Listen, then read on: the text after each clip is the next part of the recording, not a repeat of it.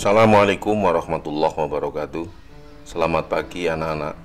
Hari ini kita akan kembali belajar mata pelajaran ke-NU-an bab 1 tema 2, yaitu gerakan-gerakan yang menyimpang dari Ahlussunnah wal Jamaah. Beberapa waktu yang lalu, dunia dikejutkan dengan adanya pengeboman yang terjadi di Bali. 3 tempat menjadi sasaran dan menimbulkan 202 orang meninggal dunia, serta melukai ratusan orang tidak berdosa yang lainnya. Polisi, dalam hal ini Densus 88, telah berhasil mengungkap pelaku pengeboman itu, dan ternyata pelakunya adalah orang Islam yang ternyata disebabkan oleh adanya pemahaman yang dangkal dan sempit,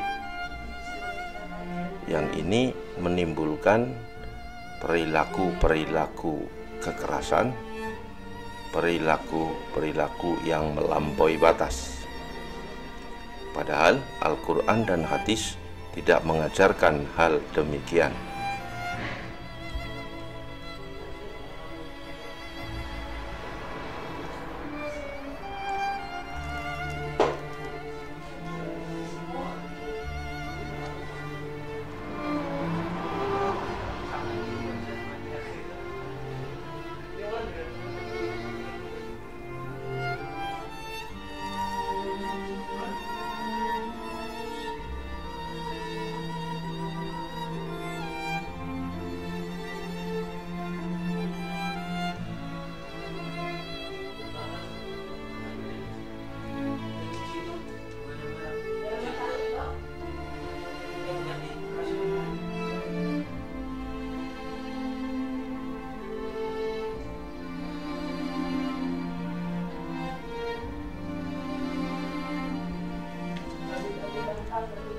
Paham atau gerakan yang menyimpang dan melampaui batas ada 3 macam.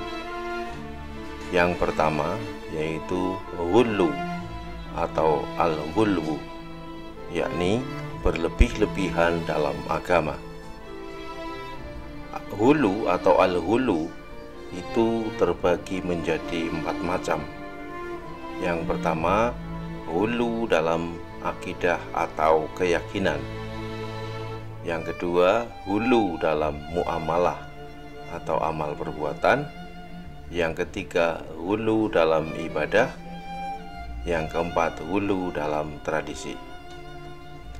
Kita mulai pembahasan yang pertama, hulu dalam akidah atau keyakinan. Dalam hal ini, hulu dalam hal akidah atau keyakinan, mereka menganggap bahwa pemimpinnya selalu benar, seperti Tuhan yang tidak pernah salah, sehingga apapun yang diperintahkan oleh pemimpinnya, dia pun membenarkan dan dianggap sebagai perintah yang harus dilaksanakan. Yang kedua, hulu dalam muamalah atau amal perbuatan, yaitu mereka menjadikan perkara yang hukumnya sunnah menjadi hukum wajib, atau perkara yang makruh sebagai perkara haram. Semula sunnah, kemudian mereka jadikan wajib, semula makruh, kemudian mereka jadikan hukum haram. Yang ketiga, hulu dalam ibadah, yaitu mereka menganggap bahwa siapa yang melakukan salah atau dosa besar, maka dia dianggap keluar dari Islam, sehingga darah dan hartanya halal. Itu anggapan mereka. Yang keempat, hulu dalam tradisi atau kebiasaan, menjadikan suatu tradisi atau kebiasaan itu sebagai ibadah, sehingga semula tradisi atau kebiasaan kemudian mereka anggap sebagai sebuah ibadah. Itu 3 macam hulu atau 4 macam hulu yang bisa dijelaskan. Yang kedua, tatoruf atau berlebihan karena dorongan emosional. Ini juga hampir sama dengan hulu, yaitu berlebih-lebihan di dalam agama. Yang ketiga, irhab adalah sikap dan tindakan yang berlebihan karena dorongan agama atau ideologi. Sikap berlebihan ini seperti melakukan tindak kekerasan, mengatasnamakan agama.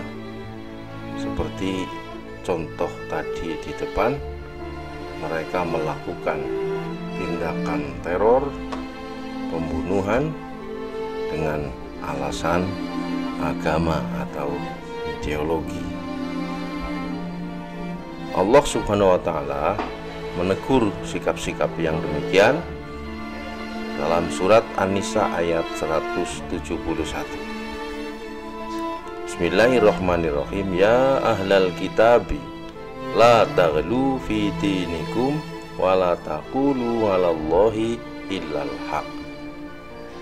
Artinya, wahai ahli kitab, janganlah kamu melampaui batas dalam agamamu, dan janganlah kamu mengatakan terhadap Allah kecuali yang benar. Di Indonesia sendiri tercatat ada 200 lebih aliran sesat yang sudah silih berganti. Namun kali ini kita hanya akan menyebutkan beberapa aliran saja yang sesat, yang bisa dijelaskan di sini. Sebelumnya kita tahu bahwa ada aliran-aliran yang sesat yang bertentangan dengan paham Ahlussunnah wal Jamaah, seperti Mu'tazilah, Syiah, Khawarij, Murji'ah, Jabariyah, Qadariyah, dan lain-lain. Dalam perjalanannya terdapat paham-paham yang berkembang di masyarakat saat ini, dan akidah-akidah ajaran-ajarannya sangat bertentangan dengan Ahlussunnah wal Jamaah. Yang pertama adalah paham Wahabi.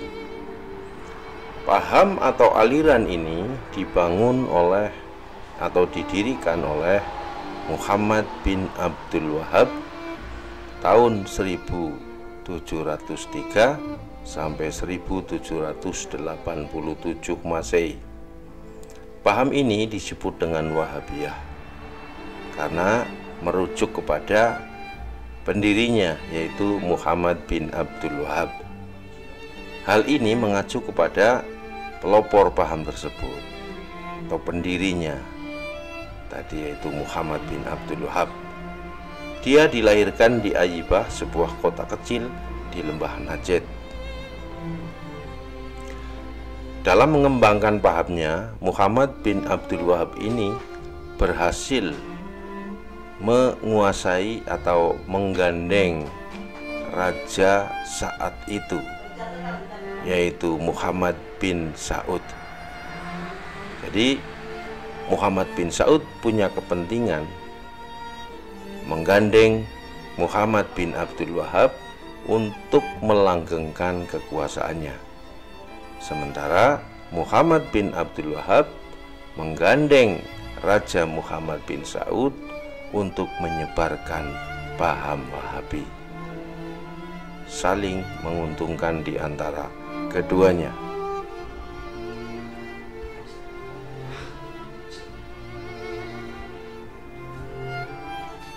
Adapun karakteristik atau ciri-ciri yang melekat pada paham Wahabi adalah sebagai berikut.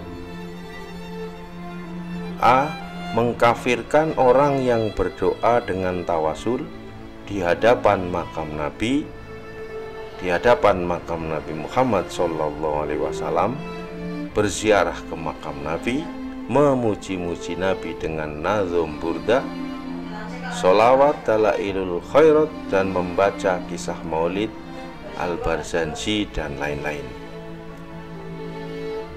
Kaum Wahabi atau paham Wahabi itu menganggap kafir kepada orang yang berdoa dengan tawasul. Kemudian menganggap kafir kepada orang yang berziarah ke makam Nabi Muhammad SAW. Kemudian menganggap kafir orang yang memuji-muji Nabi dengan nazom burdah atau syair-syair indah, dengan sholawat dalailul khairat, dan menganggap kafir mereka yang membaca kisah-kisah maulud Al-Barzanji.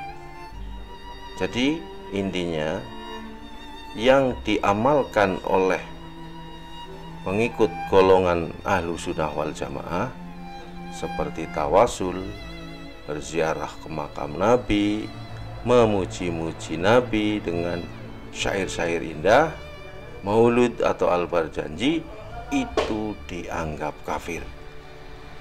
Sehingga kesimpulannya, kaum Wahabi menganggap bahwa amaliyah kelompok atau golongan ahlu sunnah wal jamaah ini sebagai amaliyah kafir. B.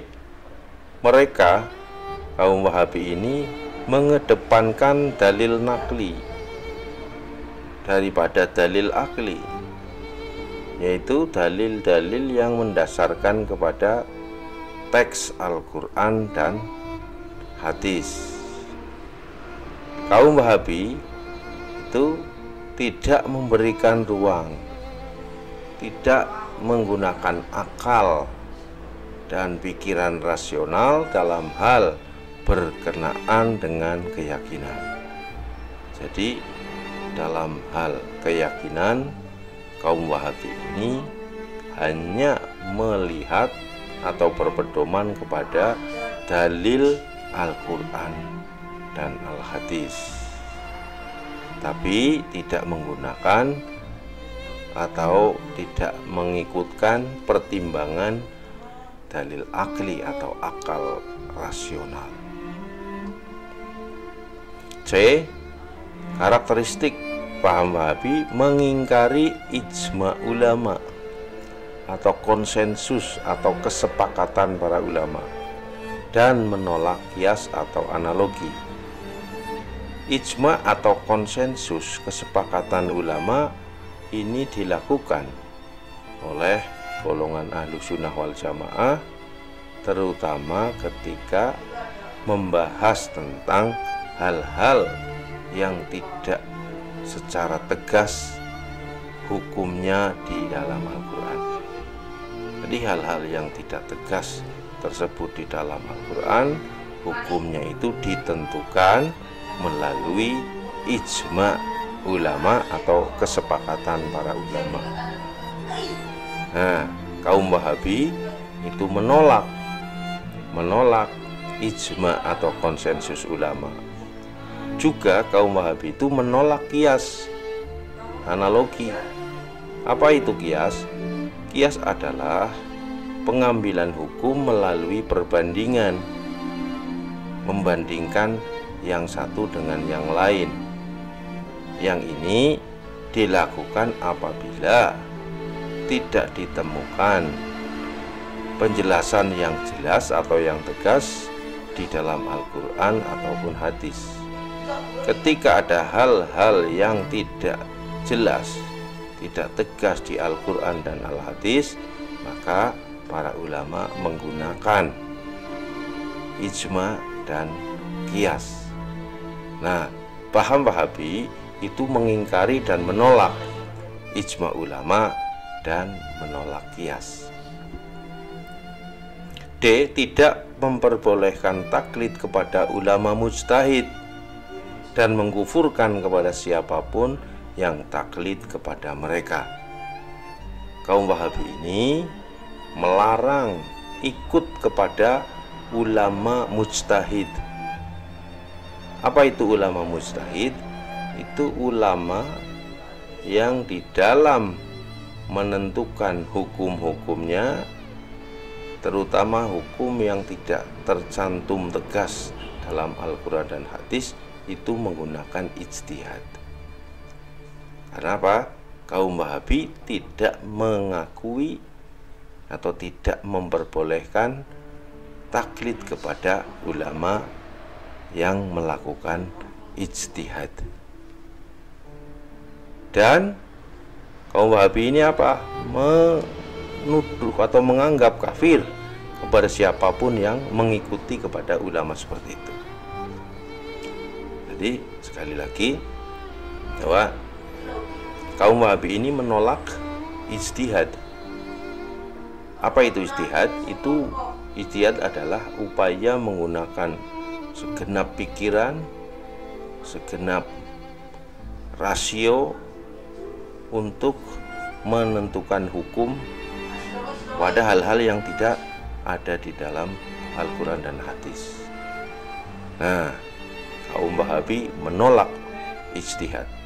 Karena menolak ijtihad, kaum Wahabi kemudian melarang, tidak memperbolehkan ikut atau taklid kepada ulama mujtahid.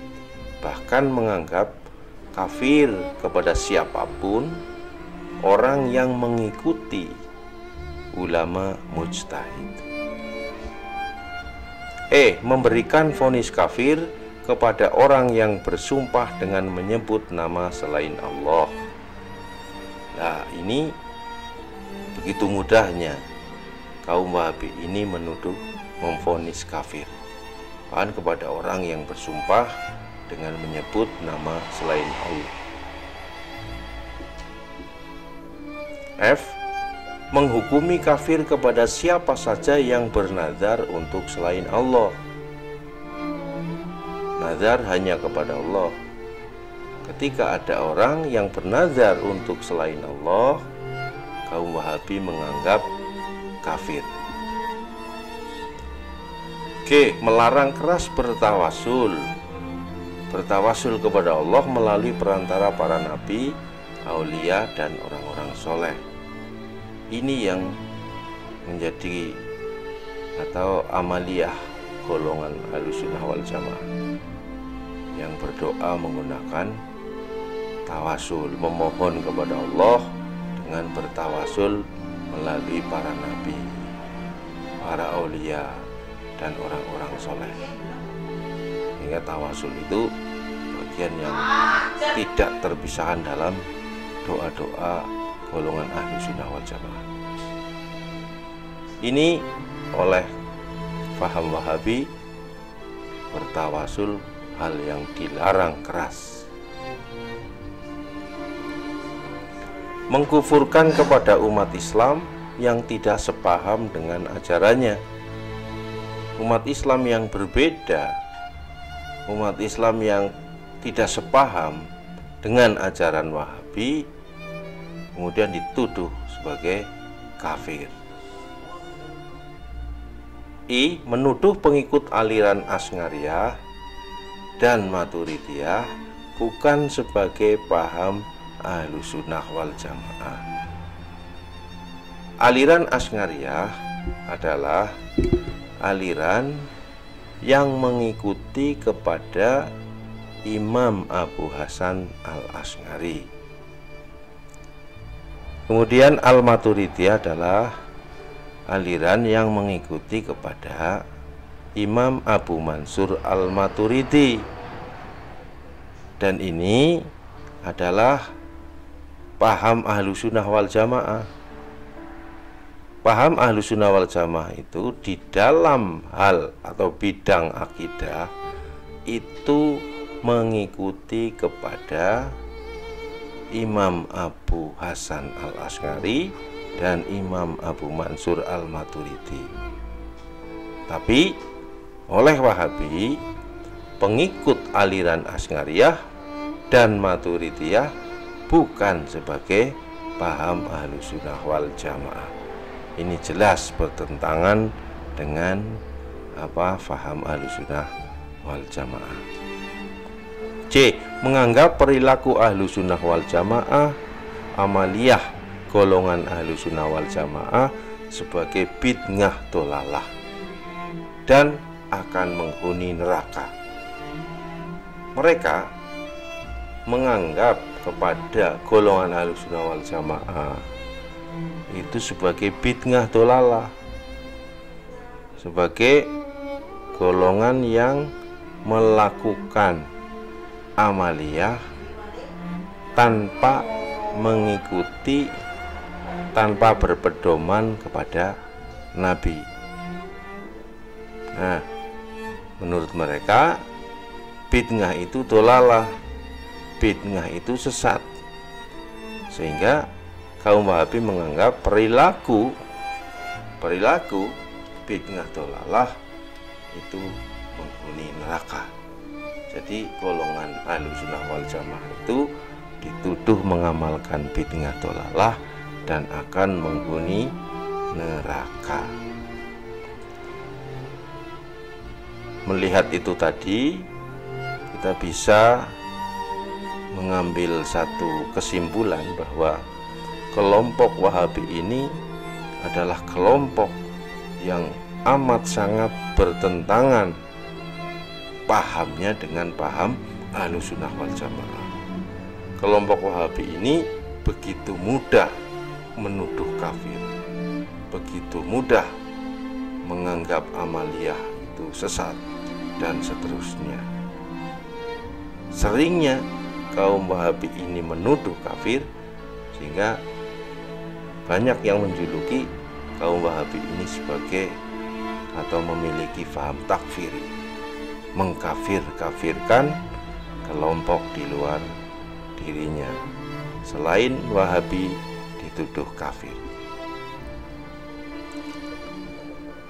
Selanjutnya tadi kita bicara paham Wahabi, sekarang kita bicara tentang paham Bahaiyah. Dalam video di atas kita bisa saksikan bagaimana ini orang pengikut Bahaiyah itu melaksanakan ibadah sholat. Kaum Bahaiyah itu adalah kaum yang pahamnya itu menyatukan agama.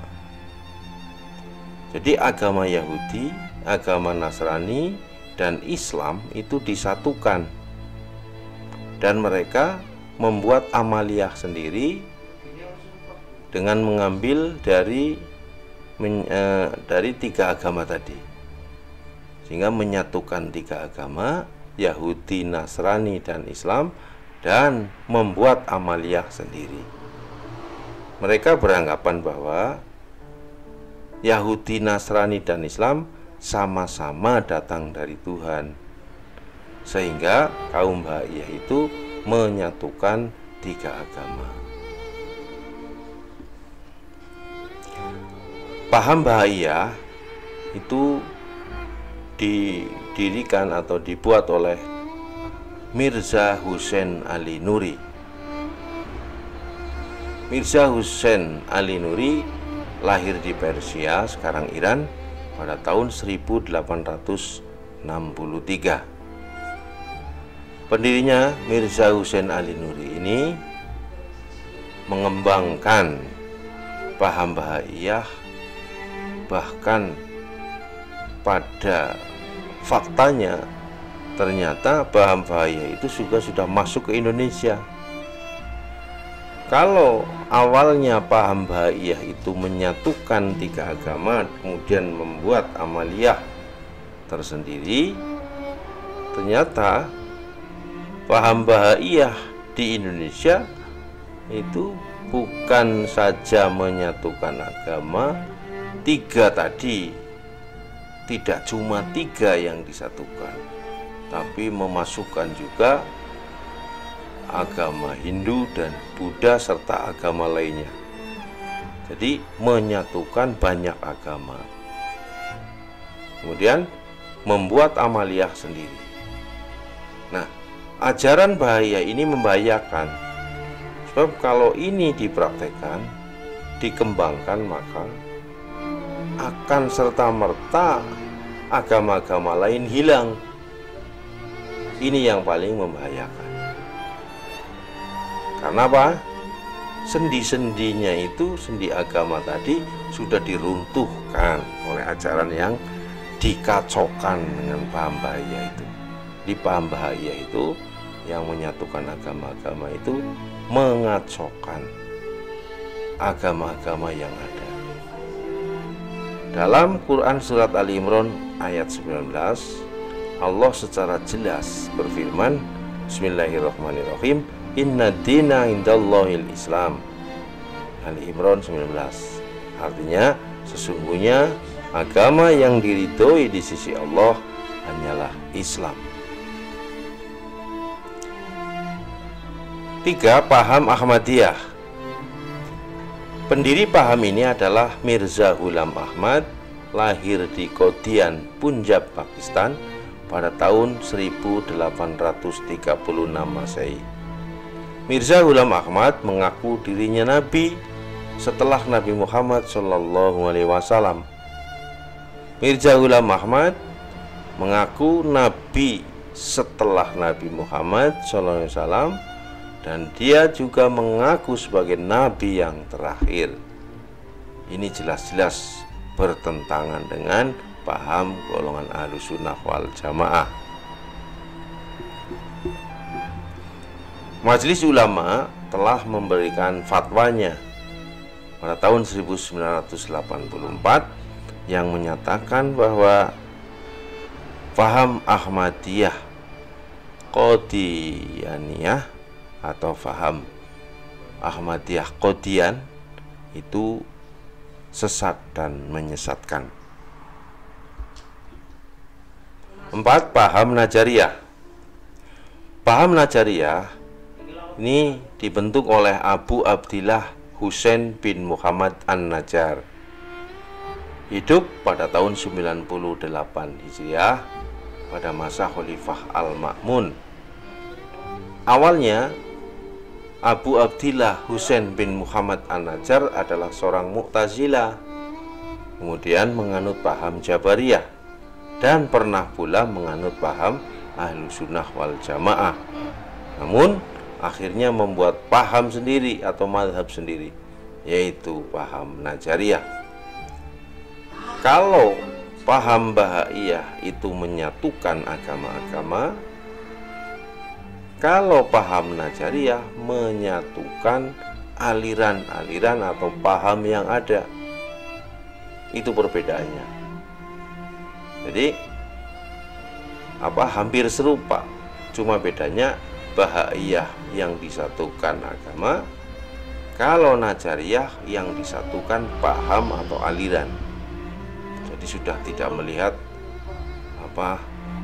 ini agama atau aliran apapun, pokoknya paham dan aliran disatukan. Paham Bahaiyah terbagi menjadi 3, yakni aliran Marghasiyah, aliran Za'faroniyah, dan aliran Mustadrikah.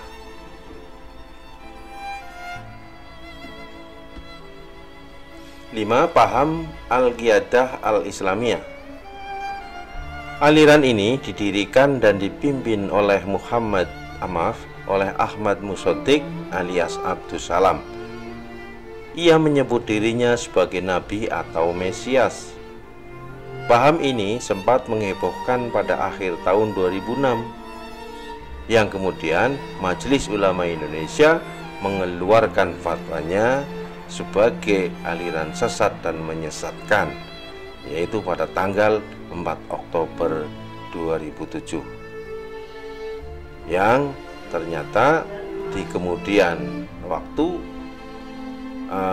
Ahmad Musaddiq alias Abdus Salam ini dipenjara telah menyatakan insaf, dan selama di penjara Ahmad Musaddiq alias Abdus Salam itu dibina oleh ulama-ulama dari Nahdlatul Ulama, dari NU.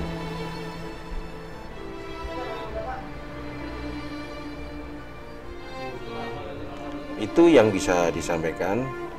Mudah-mudahan kalian bisa memahaminya, dan silahkan baca juga buku-buku ajar yang sudah kalian punya.